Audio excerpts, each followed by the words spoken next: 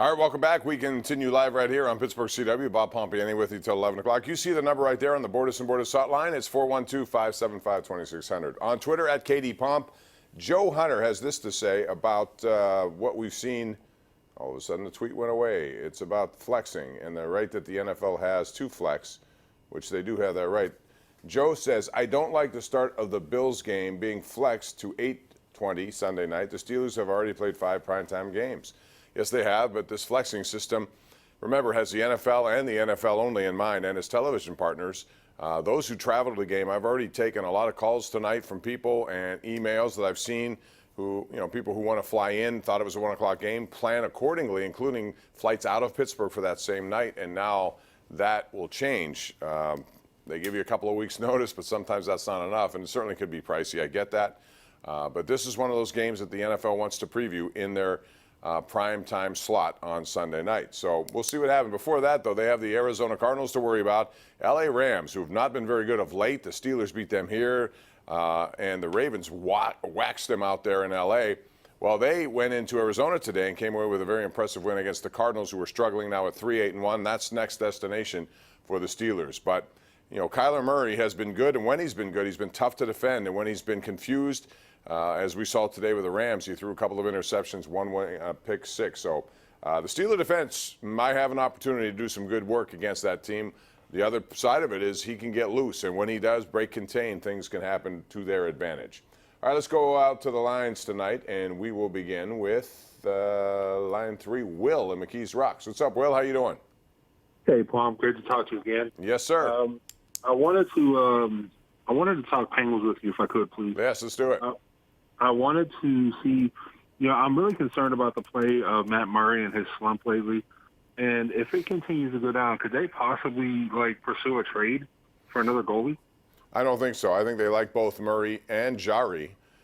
Tristan Jarry has played a lot more recently, and I think it's because, in part, number one, they had a high volume of games, but also because I think he's been playing well. And I think Mike Sullivan wanted to, reward him with that. It comes at a time when Matt Murray has not played his best hockey in goal, but I believe he'll be fine long term.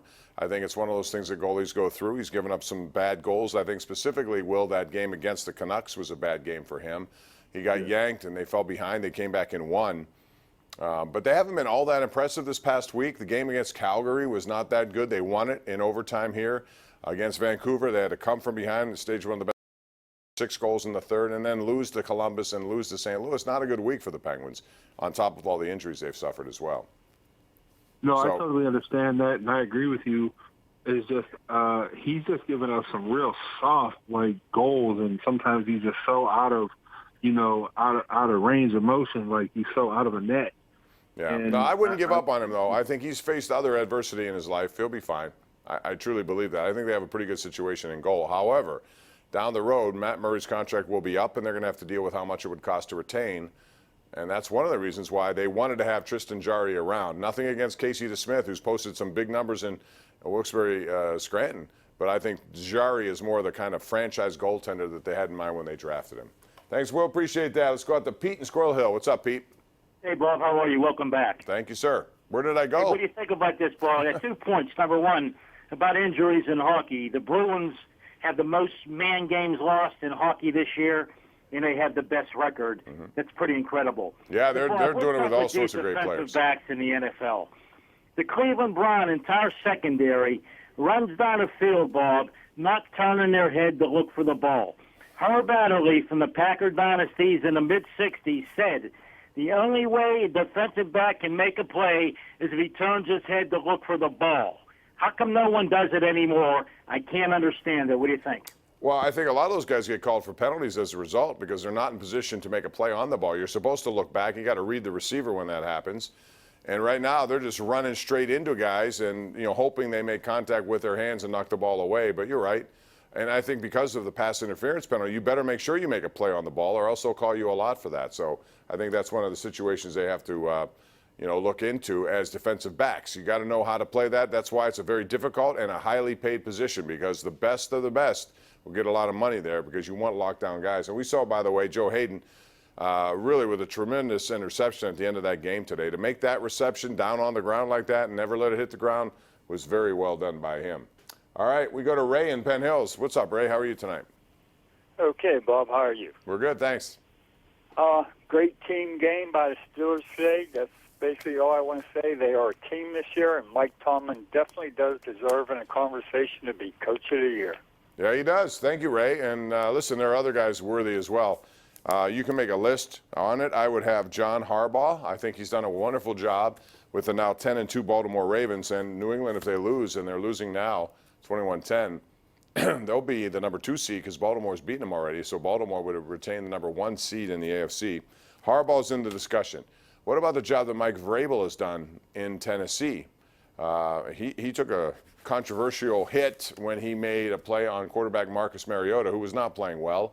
So they benched him. They bring in Ryan Tannehill, and he's had a lot of success down there. Tennessee, like the Steelers, 7-5 right now. So they're in the conversation with the Houston Texans, and they can't like what they see tonight. I'm sure they were hoping that New England would somehow beat them, but that's not happening.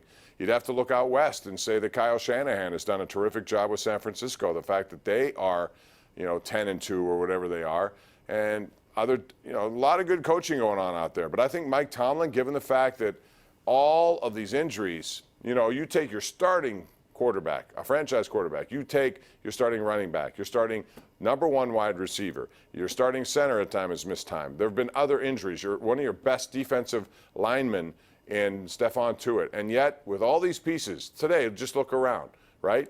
You had Kane as a wide receiver. You had Jones, Tevin Jones. You had James Washington. They've brought in guys in the running game to help out, rotating guys. Now it's Kareth White. This is kind of unprecedented to see this many guys come and go. And they started, remember, 0-3 and then 1-4. And since then, what are they? Well, do the math and you'll find out. 6-1. That's pretty good coaching, I think, by Mike Tomlin, and he certainly deserves to be in there. Let's go to Tim in Mount Pleasant. What's up, Tim? Welcome to the Sports Call. Thanks, Bob, for taking my call. Sure. Hey, I was just wondering, when these young kids come off the field after a series, where's Ben at around them? You never see him in a picture, give him some confidence. Maybe. Yeah, but I don't know that you could read into that because cameras take shots of various people at various times. You have to be at the game and watch completely to know that Ben is around them. He doesn't hang around them. He hangs around Mike Tomlin a lot. He has a headset on. He's in communication. So I think it's dangerous to read too much into that. I understand that, but it never seems like he's never in the picture. You know what would happen if he did? Then people would say he's pandering to the camera then. Oh, he's going over there just to be on camera. You can't win in that situation. So I don't worry about stuff like that. Back to the top of the board, we have Tim in South Park. Tim, welcome. Go ahead. Hey, Bob. Good. 2 real quick things. The only thing holding Hodges back is the offensive play calling. They had him handcuffed in the first quarter, and then they finally let him go.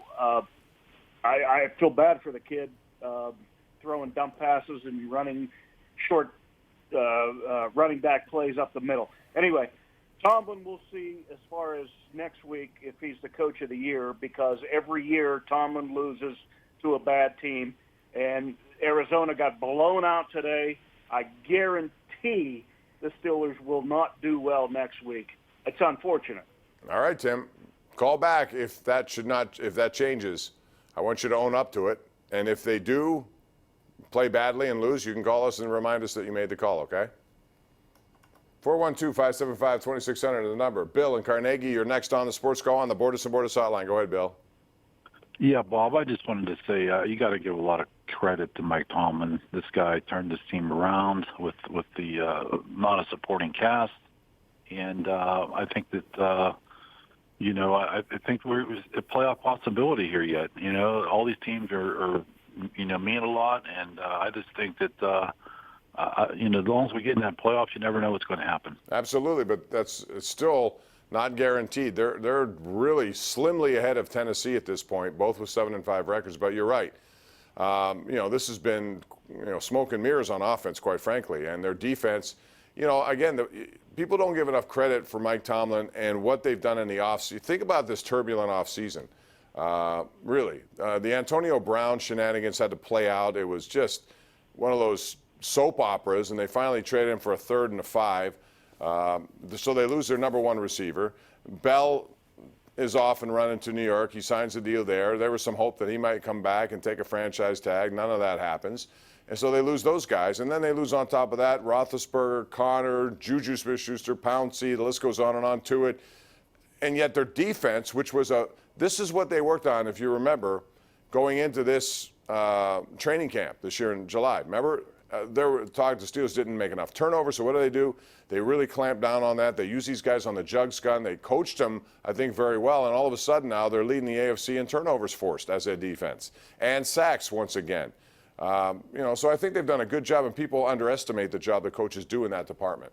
A lot of young guys take a step forward. Sometimes you have to be patient with their growth. 412-575-2600. We'll take a break. Back with more right after this on Pittsburgh CW.